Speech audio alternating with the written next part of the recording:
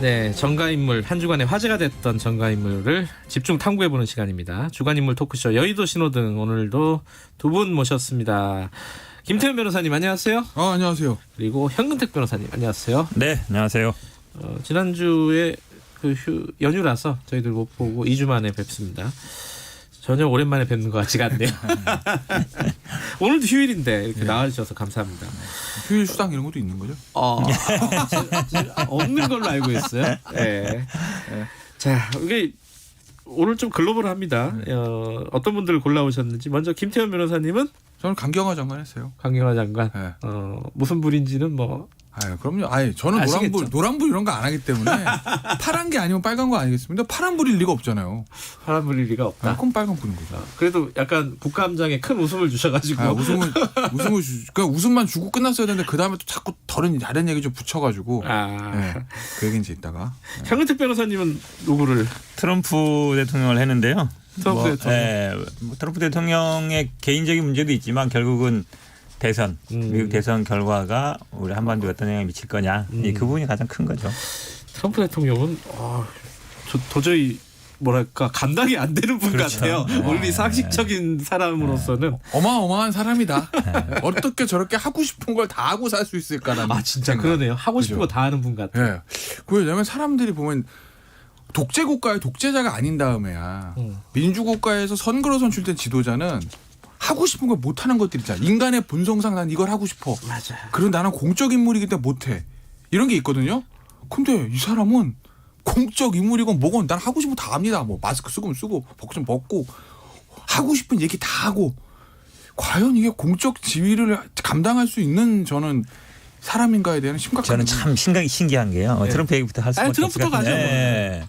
아니 그럼에도 불구하고 이렇게 우리 미국 대선 이게 지지도 보면 가운데 있는 주들은 다 빨간색이에요. 한 40% 이상 지지율이 나와요. 거기도 실제. 콘크리트잖아요. 그러니까. 그리고 동부나 서부만 빼고 가운데 이게 중부 거의 이런 대부분 트럼프 지지거든요. 네. 또 경합주 몇 개 빼고는. 네. 야, 참 미국 나라는 참 신기하다. 저런데도 사실은 우리나라나 뭐 유럽 같은 데 있으면 아마 20%도 안 나올걸요. 우리나라였으면 뭐 20% 보여요? 10%도 안 나와요. 네, 10%도 안 나오는데. 아니 뭐 비교가 될진 모르겠지만 박근혜 대통령도 지지율이 항상 그 정도는 아니죠. 그렇게 막 하고 싶은 대로 막 하는 거 아니잖아요. 아무리 그래도 그렇지. 박근혜 대통령 탄핵된 분이잖아요. 탄핵은 그러니까 그건 뭐 나중에 탄핵된 거지만 이제 정치를 하는 과정이나 그럴 때는 우리나라 그래도 역대 지도자 뭐 보수 지도자나 진보 지도자든 그게 아니라 국회의원들도 뭐 아주 튀는 몇 명 말고는 그 양당의 지도부급 되는 국회의원들이나 어떤 정치 지도자 중에 이런 정도의 어떤 그 공적 의식이 없는 사람은 저는 없었다고. 공적 의식이 없는 사람. 하고 싶은 말 다 하니까. 그러니까 개인의 삶이라든지 아니면은 뭐 약간 자제해야 된다든지 그런 것들은 어느 정도는 있어요. 그러니까 뭐 박근혜 대통령 그런 나중에 지지율이 떨어지잖아요. 한 뭐 10%까지 떨어지는데 계속 이렇게 해도 40% 이상 지지가 나온단 말이에요. 40% 41% 왔다 갔다 하잖아요. 그게 참 제가 보기에는 미국이라는 나라가 참 이해 불가다라는 생각이 드는 게 만약에 이런 사람이 다시 대통령이 되면 앞으로 이제 더한 사람도 나올 수 있잖아요. 우리 그렇죠. 예전에 이제 유럽 같은 데서 뭐 대통령이 극우 정당 출연이 되게 걱정했는데 아니 미국이라는 어떤 지형에서 정말 사실은 이번에 보면은 군인부라든지 아니면 뭐 언론이라든지 아니면 관료 이런 분들은 어느 정도 좀 자제를 하잖아요. 네. 근데 그게 만약에 안 된다 그러면 미국 대통령이 절대적인 힘을 갖고 있는데 뭐 전쟁을 일으킨다든지 뭐 이러면 사실은 미국이 한다 그러면 다른 나라 아무도 말릴 데가 없잖아요. 특히 우리 한반도 같은 경우에는 미국이 하지 마 이러면은 뭐 거의 그냥 따라가야 되는 입장이라서 참 이게 참 간단치 않은 문제다라고 보여요. 최근에 그 트럼프 대통령이 그 코로나 걸리고 나서 여러 가지 어록들을 남겼잖아요. 뭐 신의 축복이다, 뭐 이런 어록들. 독감보다 뭐 위험하지 않다. 근데 자기는 DNA가 아니라 USA를 갖고 있다, 뭐 이런 말을 했다. 그건 근데 가짜 뉴스라 그러대요. 아 그래요? 누가 만들어낸 거래요. 되게 신기하더라고. 그런데 중요한 거는 아무도 그게 어색하게 느껴지지 않았다는 거. 하도 그런 말을 많이 하니까 특이한 사람이니까. 자, 근데 여기서 하나 좀 짚어야 될 게 이런 행동들을 하는 게 전략적인 거 아니냐. 오히려 그런 얘기들을 많이 하잖아요. 그거 동의하십니까? 저는 좀 동의해요. 왜냐하면 그래요? 제가 아까 지지율 얘기도 했지만 우리 화면이나 쭉 보시면 이렇게 말하고 하는데도 막 지지자들이 엄청 많아요. 막 그 나가는 거 막 찍고 맞아요. 막 카메라 카퍼레이드 할 때 막 따라다니더라고요. 따라다니고 예. 우리가 저 유튜브 생방송하는 사람들도 막 있고 이것처럼 왜냐하면 어찌 보면 그게 어쨌든 지난번에도 먹힌 거거든요. 그러면서 이제 백인 지지자들도 많이 이끌어냈고 그러니까 오히려 저는 이 바이든이 나이가 많은 게 굉장히 단점일 거라 그랬는데 요즘 나오는 얘기 보면 오히려 노인층 지지율이 이제 트럼프가 빠지고 있다 그러잖아요. 네. 그러니까 그거를 이제 만회하려고 할 거예요. 어떤 식으로든지 간에. 그렇게 어쨌든 본인이 그렇게 정치를 계속 해왔고 네. 그걸 통해서 지난번에 당선이 됐잖아요. 그렇다고 본다 그러면 본인이 성공 경험을 포기하긴 쉽지 않을 거라고 봐요. 이게 보면 미국 대통령 선거의 어떤 독특한 점을 잘 이용하는 거죠. 그러니까 사실 어떤 미국 점? 대통령 예. 선거란 게 전국 다 하지만 실질적으로 플로리다, 펜실베니아, 그다음 오하이오, 경합주들. 요 경합주, 요 스윙 스테이트, 아이오와 뭐 이런데. 네, 아이오와 요거만 이기면 되는 거거든요. 그렇죠. 어차피 캘리포니아는 민주당, 그다음 두 번째만 텍사스는 저 공화당, 그건 뭐 거의 정해져 있는 거니까 요 4개 5개만 이기면 되는 거. 근데 이제 보면 지난 저 선거 때 보면 그 러스트벨트에 있는 사람들이 백인 노동자라고 불리는. 그러니까 우리가 미국 드라마나 영화 보면 뉴욕이나 캘리포니아에 있는 이 자유롭게 사는 뭐 미쿡 사람들이 아니고 저 이게 다치 트럭 타고 뭐 백인인데 이렇게 덩치 크고 코스염 입고 뭐 예. 이렇게 뭐 일하다가 맥주 5캔 들고 와서 피자 먹으면서 영화 그 미식축구 보고 야구 보는 이런 백인들. 예. 우리가 미국 여행 가면 별로 만날 수 없는 백인들. 요 사람들이 몰표를 지난번에 준 거거든요. 근데 당시 지난 트럼프의 선거 전략 야, 나 찍으면 니네 지갑은 두둑해져. 이거라고요. 그게 먹혔다는 거예요. 근데 사실은 이게 경제적인 문제라는 게 얼마나 중요한 거냐면 예전에 마키아벨리 보면 그런 얘기 있잖아요. 내 아버지 죽인 사람은 용서해도 내 지갑 털어가는 사람은 용서하지 못하는 게 백성입니다. 전하 뭐 이런 마키아벨리가 그런 얘기도 했어요. 그런 얘기를 한단 말이에요. 어. 저 피렌체 거기다가 그렇죠. 메디치 가문에 경제가 그렇게 제일 중요하다는 거거든요. 그걸 정확히 아는 사람이 트럼프였어요. 그럼 이번에도 전국지도 밀리고 지금도 뭐 판세 보면 밀리는데 이거 모르죠. 어떻게 될지 마지막에 백인들 또 저 미국 중부에 있는 아까 러스트벨트 사람들 집결하기 시작하면 그리고 더군다나 그 얘기 하잖아요. 지금 우편 투표 난 살다 현직 대통령이 나는 불복할 거야. 우편 투표 대법원 내 사람으로 다 깔았어. 네? 긴즈버그 돌아가셨지? 대법원 가면 돼. 이렇게 거의 선거 부정을 대놓고 얘기하는 사람인데 이게 저는 미국의 민주주의가 땅에 떨어진 거고 이게 미국이 사실은 자유세계 국가의 지도 국가나 마찬가지인데 사실은 미국이 저런 모습을 보여준다라는 건 전 세계적으로 좀 굉장히 안 좋은 메시지인 거죠. 그 미드 보면은 이제 미국 그 정치 영화가 되게 많잖아요. 네. 보면은 뭐 막 그런 상황들이 이제 막 현실에서 벌어질 것 같은 생각이 들어요. 왜냐하면 지금 잘 지적했듯이 지난번 대선 때도 사실 힐러리가 전국 지지율을 이겼어요. 근소하게. 근데 이제 결국 대의원 투표에서 진 거잖아요. 그러니까 그런 상황을 노리겠죠. 당연히 노리긴 텐데 저는 사실은 이런 문제보다 만약에 이제 뭐 클린턴이 안 되고 만약에 바이든이 된다 해도 제가 지난번에 한번 얘기했지만 만약에 민주당이 집권한다 그러면 어쨌든 트럼프가 했던 건 다 뒤집으려고 할 거란 말이에요. 네. 그럼 한반도 상황이 굉장히 안 좋아질 수 있다. 지금은 이제 김정은과 트럼프의 어떤 개인적인 친소 관계 이걸로 뭐 서로 뭐 이렇게 편지도 보내고 이러는데 과연 바이든이 된다 그러면 그걸 이해가겠느냐. 이제 그렇지 않을 가능성이 높다. 그러면 어떻게 해야 되느냐. 저는 그 부분이 저희 가장 큰 고민이라고 봐요. 이 딜레마잖아요. 그죠? 딜레마죠. 트럼프가 되는 거는 미국 사람들한테는 진짜 안 좋고 세계적으로도 사실은 이게 외교가 굉장히 엉망이 돼버리잖아요. 사실 그거 안 좋은 건데 남북 관계 생각하면 그 생각이 달라진단 말이죠. 저는 트럼프가 된다고 남북 관계 좋아지겠어요? 아니 그래도 이제 그러니까 김정은이랑 편지도 하고 뭐. 그게 그 진정성과 어떤 전략적인 사고를 가지고 이제 미국 대통령의 가장 큰 역할은 경제가 아니라 외교입니다. 네. 국무장관실 일단 제일 선임 장관이잖아요. 세계 경영, 그러니까 미국식 사고인데 네. 세계 경영, 뭐 외교하고 군대 배치 이게 이제 미국 대통령 최고 임무거든요. 네. 그럼 그 이제 와중에서 그들은 이제 미중 관계, 남북 관계를 본다라는 거죠. 네. 근데 보시면은 그 얼마 전에 밥 우드워드 대기자 제목이 뭐였지? 폭로였나? 분노였나? 그죠? 분노? 그죠? 네. 분노? 네, 분노였던 것 같은데. 분노였나? 예. 네, 거기 보면 그런 게 나오잖아요. 가자마자 자기가 내가 좋은 사진 보여줄까? 그러면서 뭐 싱가포르에서 그 찍은 사진들 보여줬다고. 그래서 당신 싱가포르 왜 갔어? 뭐가 제일 좋았어? 그랬더니 야 내가 살다 카메라 그렇게 많은데 처음 봤어. 이거거든요. 그게 나오잖아요 책에.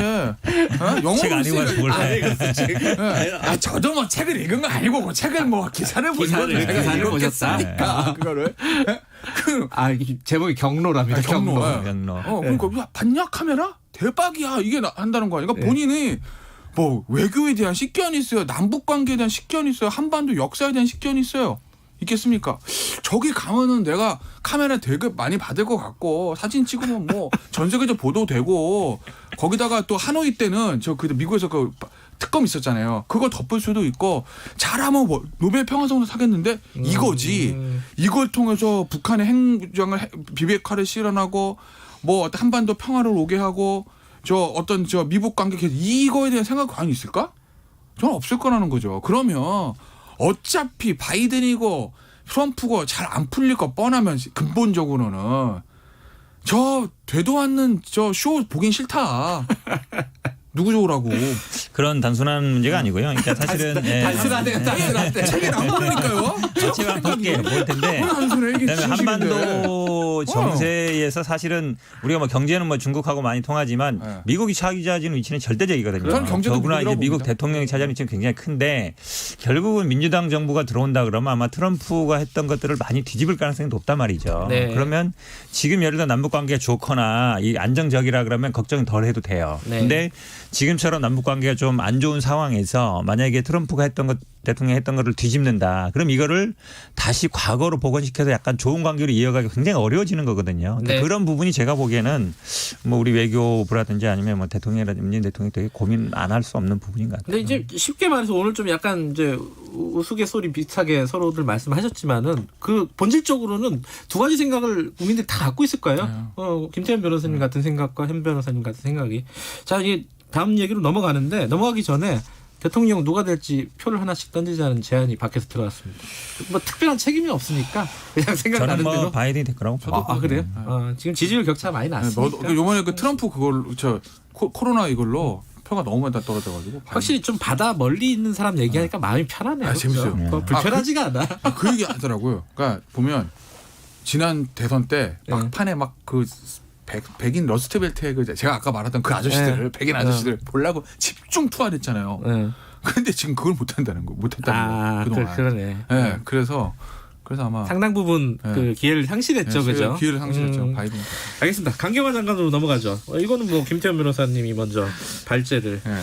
발제라고 해야 되나? 네, 근데 이게 이성과 감성이 충돌하는 문제거든요. 그러니까 이성적으로는 강경화 장관 이해 가능 측면이 있어요. 그러니까 국감장 나와가지고 제 남편은 말린다고 말려주는 사람이 아닙니다. 저는 그게 맞다고 봐요. 네. 말려주는 사람은 안 갔죠. 저희 집사람이 외교부 장관이면 제가 가겠습니까? 안 가죠. 제가 가요. 한 번은 가요. 안 가지, 안 가지. 안 가. 그럼 제가 외교부 장관 우리 집사람 가겠습니까? 안 가죠. 근데 이 사람 갔어요. 예. 예? 그리고 정말 공부할 만큼 공부하고 진짜 사회 지도층입니다. 연세대 명예교수니까. 교수니까. 예. 근데 갔다는 얘기는 개인의 자유. 당신이 장관이지 내가 장관이야? 난 이거 평생 꿈꿔오는 거 내 꿈이야. 누구한테 피해 준다고? 관료도 내가 걸리고. 이해가 되더라고요, 저도. 그렇게 얘기 이성적으로 틀린 게 하나도 없어요. 그리고 뭐 갔다 와가지고 뭐 본인 생각 따르면 요트 가지고 뭐 카리브해를 도신다며요. 예? 그러니까 당분 여기도 안 들어올 거고. 그렇죠. 이성적으로 맞아. 근데 이 국가를 경영하고 정치를 함에 있어서 가장 중요한 건 감정선을 건드리는 거예요. 국민의 감정선을 건드리면 해결이 안 난다고요. 그러니까 국민의 감정선을 건드리는 문제는 죄송합니다 해야지 이성적으로 설명하려고 하면 안 돼요. 추 장관한테 가서 얘기해 주세요. 이성적으로 설명하면 안 돼요. 갑자기 추 장관 얘기가 왜 나와요, 여기서. 한번 훅 들어가야지 우리가. 친하니까. 예? 그냥 이것도 그런 거예요. 난 신혼여행도 못 갔어. 정부에서 가지 말라고 해서 나는 협조한 거야. 어? 근데 이 사람은 외교부 장관은 주무부처 장관인데 얼마 전에 어디 나와서 영어로 막 뭐 사생활에 권리는 중요하지만 절대적인 건 아니다. 뭐 영어로 못하겠습니다 제가. 뭐 그렇게 하시던 분이 네. 뭐 방역에 뭐 협조하지 않으면 공권력 투입해야 된다는 분이 남편은 가는 거 보고만 있었어. 이게 감정을 건드리는 문제거든요. 네. 그렇기 때문에 이게 여론이 안 좋은 거고 강경화 장관에 대한 따가운 시선들이 있고 여권에서도 부적절하다는 얘기가 나오는 거예요. 근데 이제 예. 처음 얘기는 저희가 맞는 것 같은데요. 네. 그 얘기 어디서부터 결국 틀렸습니까?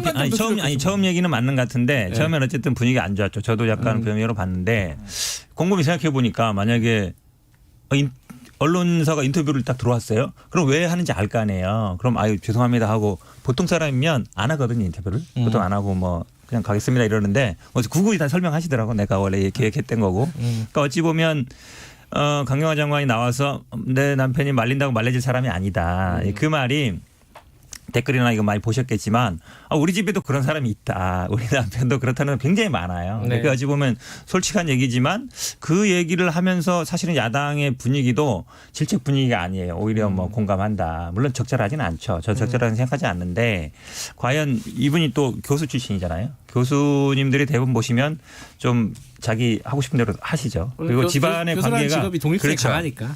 이렇게 한 60 넘어가고 정년퇴직하고 이래 되면 사실은 부부 사이에 거의 뭐 각자 살잖아요. 특히 이제 그러세요? 남편 부인 대부분 그런 건 아니지만 아니 어떤 일을 하려고 할 때 예를 들어서 가족 얘기를 하지 마라 하지 마. 저는 아직 이제 환갑이 안 됐기 때문에 그런 건 아니고 하지 말라고 할 때 대부분 사실 보면은 물론 저는 이제 가능하면 따라가려고 하는 편인데 뭐 그거에 대해서 예를 들어서 뭐 하지 마라 한다 해서 알았어 안 할게 그런 게 보통은 정상이긴 하지만 또 뭐 내가 그냥 할 거야 나 뭔 상관인데 그럼 말리기 쉽지 않거든요. 그러니까 네.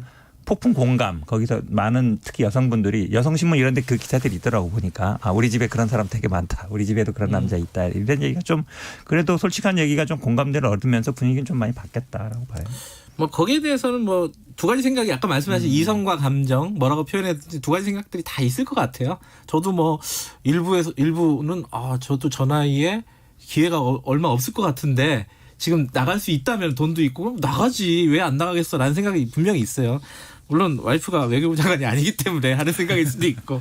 근데 이제 중요한 거는 이 얘기가 이제 뭐 한 차례 지나가고 이건 거의 마무리가 된 것 같아요. 이 얘기 자체는. 근데 강경화 장관 인사 얘기가 또 나오기 시작해요. 이게 딱 이것 때문인 건 아닌 것 같기도 하고. 이것 때문인 건 아닌 건데 예. 그러니까 강경화 장관이 과연 이제 외교부 장관으로서 외교부를 잘 통솔하고 역할을 잘 해왔느냐 근본적으로 더 지금까지. 중요한 거예요. 사실 남편의 예. 요트 타건 뭐보다 더 중요한 거. 근데 강경화 장관이 업무평가에서도 굉장히 좋은 점수를 받아왔고 우리나라 외교가 굉장히 잘 되고 있고 강경화 장관 그 수장으로서 업무를 잘 처리한다는 평가가 있었으면 뭐 이거 가지고 무슨 뭐 겨치 얘기는 안 나옵니다. 근데 그게 아니거든요. 정부에서 있는 정부 평가에서도 C등급 받았다는 거 아니에요. 그죠? 그리고 비단 뭐 업무 본질적인 대미 외교, 대일 외교, 대중 외교, 남북 관계까지 이걸 떠나서 외교부 사고 얼마나 많았어요. 얼마 전에 뉴질랜드 성추행 뭐 본인 뭐 아니라고 네. 하지만 그거 있었죠. 거기다가 대통령 의전 빵 꾸는 게 한두 개가 아닙니다. 그다음에 무슨 뭐 대통령 인사만 하는데 말레이시아에 가서 인도네시아어 써드렸나요? 반대인가요? 그거 있었죠. 체콘가 어디서 우리 할 때 수도 뭐 이름 잘못 쓴 거 있었죠? 기억 디테일하게 하시네. 기억력 좋네요. 하여튼 제가 사소한 것까지 정보를 다 하시네. 공격할 거 다 기억하고 있습니다. 하나 더 있어요. 아니 특정 언론사만 보면 거기 사람보다 스크랩 해놓나 봐. 스크랩해서 다 기억하는 것 그 같아. 태극기 그 뭐 줄무늬 태극기 각 접힌 태극기 와, 있었잖아요. 진짜. 온갖 게 다 있었단 말이에요. 기억력 그런 꼼꼼하다. 세세한 것뿐만 의전뿐만 아니라 과연 전 강경화 장관 처음에 임명될 때부터 얘기했는데 이분이 우리나라의 외교를 이끌어갈 만한 전 능력을 가지고 있느냐. 예. 저는 임명될 때부터 지금까지 변함없는 생각은 부족하다. 대한민국은 외교가 제일 중요한데 특히 지금 같은 엄중한 상황에서 대미 외교 경험 없어요. 대일 외교 경험 없어요. 대중 외교 경험 없습니다. 오직 유엔에서 다자 외교. 다자 외교도 중요하지만 사실 우리나라 입장에서 보면 대미, 대일, 대중방어 중요한 거 아니거든요. 그런 사람이 외교부 장관 해서 외교부를 뭐 본인은 바쁘게 돌아다닌다 하지만 외교부에서 자진 사고도 있었고. 네. 이거 저는 대한민국의 외교를 감당할 만한 그릇은 알겠습니다. 아니다. 정리를 해야 되니까 현 변호사님 할 뭐 말씀 정말 있으면 꼼꼼하게 하자. 하는데 저는 아마 만약에 유명희 본부장이 뭐 사무총장이 당선된다 그러면 아마 네. 1등 공신은 당연히 강경화 장관이 될 수밖에 없고요. 그것도 그런 그리고 측면. 지금 뭐 얘기하지만 사실은 어찌 보면 처음 될 때부터 이분이 이제 외교부도 굉장히 강해요. 카르텔이 외시 그렇죠. 강하거든요. 근데 그렇지 않으면서 좀 생겼지만 저는 그래도 뭐 5년 임기는 거의 끝까지 하지 않겠나. 그래요? 예, 그렇게 왜냐하면 보신다? 사실은 지금 미국 대통령 정권 교체기고 우리나라도 이제 어찌 보면 남았기 때문에 미국과의 어떤 관계 문제를 다시 누가 새로 와서 하기는 쉽지 않은 관계다라고 봐요. 알겠습니다. 좀 뭐 더 할 말씀이 있는 것 같지만 시간이 많이 끝났어요. 여기까지 듣겠습니다. 다음 주에 뵙겠습니다. 고맙습니다. 네, 고맙습니다. 고맙습니다. 휴일날 나와주셔서 감사합니다. 현근택 변호사님 그리고 김태현 변호사님이었습니다. 지금 시각은 8시 50분입니다.